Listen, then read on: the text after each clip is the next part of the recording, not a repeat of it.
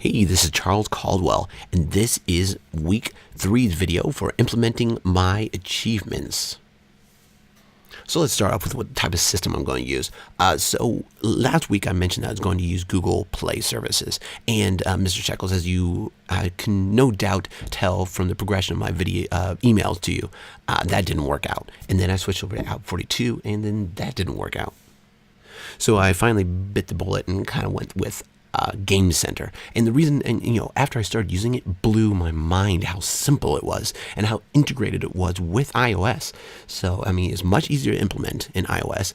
It's not incredible, but it's still much easier. Much better documentation. Majority of it's in Objective-C, but, it's very easy to translate.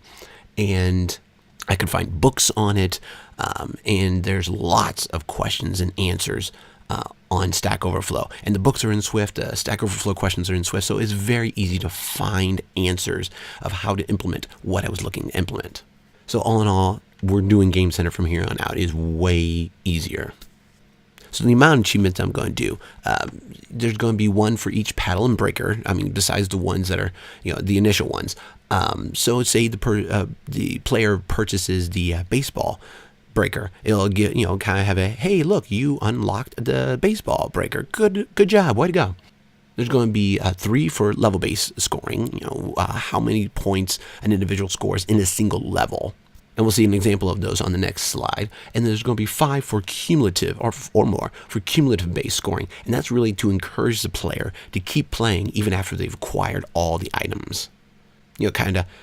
Hey, I'm going to keep playing. I'm really, really close to this next achievement. I might as well just play a few more rounds, and then they get that achievement. Oh, you know what? I'm really, really close to this other achievement. I really like to get that, so other people in my social circle can see that, and I can share it. So it just kind of keeps them going a little bit further.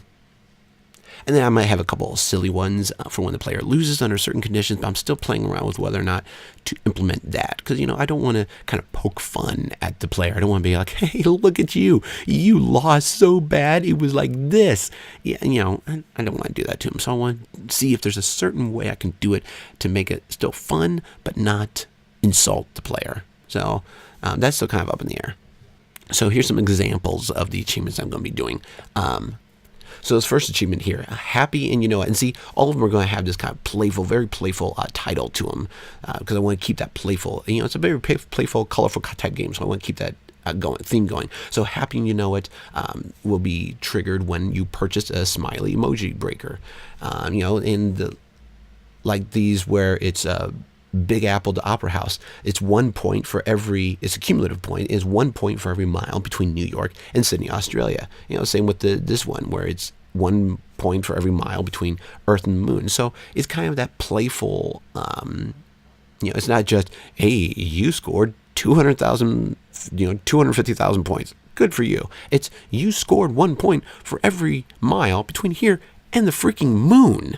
So it's kind of gets that going. So anyway, that's pretty much all my slide presentation. I think you get the gist of the direction I'm headed with this and what I'm going to be implementing.